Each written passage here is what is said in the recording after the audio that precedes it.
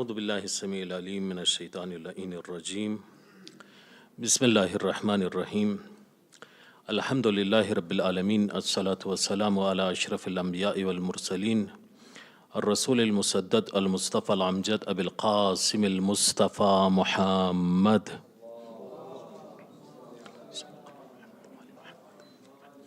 وعلی آلہ الطیبین الطاہرین المعصومین لا سیما الحجۃ ابن الحسن العسکری ارواحنا لتراب مقدمہ الفدا۔ معزز علماء کرام، بزرگان اعظام اور صدر محفل پاکستان کے مایہ ناز مفکر علامہ سید جواد نقوی صاحب کی خدمت میں اور تمام حاضرین کی خدمت میں سلام عرض کرتا ہوں۔ برادران محترم، آج کی اس عظیم الشان محفل اور مجلس میں سب وحدت اور اتحاد کے بارے میں گفتگو کریں گے، لیکن اس مختصر سے وقت میں اختلاف اور اختلافات کے بارے میں گفتگو کرنا چاہ رہا ہوں۔ اختلافات کے وجوہات کیا ہیں؟ دو مہم وجہ، ایک دشمن جو ہمارے اندر اختلاف ڈالنے کی کوششیں کر رہا ہے، اور دوسری مہم ترین وجہ وہ ہمارے اپنے اندر کا کیڑا ہے۔ اپنے اندر کا کیڑا، وہ کیڑا کیا ہے؟ وہ ہوائے نفس ہے۔ ہوائے نفس یعنی نفسانی خواہشات۔ ہم اپنی نفسانی خواہشات کی وجہ سے ایک ایسے کام کرتے ہیں جس کی وجہ سے تفرقہ پیدا ہوتا ہے مسلمانوں کے درمیان۔ کچھ ایسے کام کرتے ہیں جس سے مسلمانوں کے درمیان پھوٹ ڈالتے ہیں۔ کیوں؟ وجہ کیا ہے؟ وہی ضد، ہٹ درمی، انا پرستی، مفاد پرستی، اپنی مفاد کو دیکھ کے۔ کتنے لوگوں کو آپ نے دیکھا ہے کہ ڈالر اور ریال کے لیے فتوے دیتے ہیں، تکفیر کرتے ہیں ایک دوسرے کو۔ انتہا پسندی، دہشت گردی، فرقہ واریت، یہ سب خدا نے تو نہیں کہا ہمیں۔ قرآن میں آپ دکھائیں جہاں پہ کوئی آیت نازل ہوئی ہو اور فرقہ واریت کا ہمیں،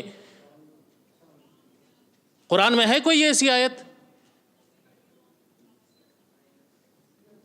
یہ ہماری ہٹ درمی، ہم اپنی ضد، ہٹ درمی اور اپنی ناواقفیت کی وجہ سے اختلاف ڈالتے ہیں لوگوں کے درمیان۔ تو یہ اندر کے کیڑا، اس کو مر جانا چاہیے، وگرنہ ہمارے اس پیارے ملک کا وہی حشر ہو جائے گا کہ فتنہ خوارج پیدا ہو جائے گا، فتنہ تکفیر، فرقہ واریت، دہشت گردی، انتہا پسندی۔ یہ اگر وحدت کا راستہ ہم نے اختیار نہیں کیا تو یہ ہمارا سر انجام ہوگا۔ لیکن اس کے مقابلے میں ہم نے اس گرداب سے نکلنا ہے۔ اس گرداب سے ہم نے نکلنا ہے۔ کس طرح سے نکلے؟ کس طرح سے نکلیں؟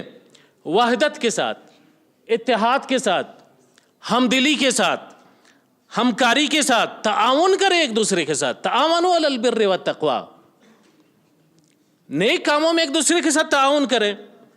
تقریب بین المذاہب، السلام علیکم ورحمۃ اللہ، خوش آمدید۔ تقریب بین المذاہب، مذاہب کے بزرگان آپس میں مل بیٹھے۔ یہ جو اقدام علامہ سید جواد نقوی صاحب نے کیا ہے، نہایت ہی موقع شناسی، یعنی بہترین موقع ہے اتحاد کا۔ جب خارجی جو ہے وہ حملے ہو رہے ہیں مسلمانوں پہ، تو یہی وقت ہے اتحاد کا۔ تو اس کے لیے، اس اتحاد کے لیے ہمیں سمجھنا چاہیے کہ ہماری پوزیشن کیا ہے۔ قرآن کو آپ اٹھا کے دیکھیں، اللہ ولی الذین آمنوا، اللہ ولی الذین آمنوا، خدا ہمارا ولی ہے۔ انما ولیکم اللہ ورسولہ، تمہارا ولی خدا ہے، اللہ کا رسول ہے والذین آمنوا، والذین آمنوا. تو یہ ہے جو یعنی مہم ترین. اگر ہم نے اپنی موقعیت کو نہ سمجھا، ولایت اللہ کے ہم انڈر ہے، اور ولایت اللہ کے انڈر رہتے ہوئے ہم نے اگر اپنی موقعیت کو نہیں سمجھا اور نہیں سمجھا کہ ہم نے کس کے ساتھ دوستی کرنی ہے اور کس کے ساتھ دشمنی، تو ہمارا مقدر نہایت ہی بھیانک ہوگا.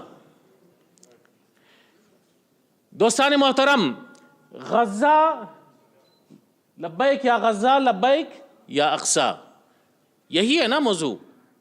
تو آپ دیکھیں استعمار دشمن ہمیں کیا میسج دے رہے ہیں؟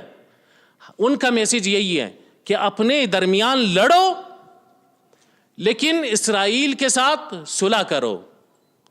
آج نارملائزیشن کا جو ایجنڈا اسرائیل اور عرب ممالک کے درمیان چل رہا ہے، یہی ہے نا. اردن نے اتحاد کیا ہے، مصر نے اتحاد کیا ہے، اور دوسرے ممالک نے اتحاد کیا ہے اسرائیل کے ساتھ. یہی جو چل رہا تھا. تو امارات نے اتحاد کیا، بحرین نے اتحاد کیا، سعودی بھی جو ہے اتحاد کرنے جا رہا تھا اسرائیل کے ساتھ. یہ شرعاً درست نہیں ہے. لَيَجْعَلَ اللَّهُ لِلْكَافِرِينَ عَلَى الْمُؤْمِنِينَ سَبِيلًا. آپ جو ہے ان کو، اسرائیل کو ہم پہ مسلط کر رہے ہیں. اسرائیل کے ساتھ صلح کریں اور ہم اپنے اندر اپنے درمیان لڑے، ایک دوسرے پہ کفر کے فتوے لگائے اور ایک دوسرے کے ساتھ لڑے. کون سا راستہ بہتر ہے؟ میرے خیال میں ہمیں ایک نئی اسلامی تہذیب اور نئی اسلامی تمدن کے راستے پہ چلنا ہوگا، وگرنہ نتیجہ نہایت ہی بھیانک ہوگا. والسلام علیکم ورحمۃ اللہ وبرکاتہ.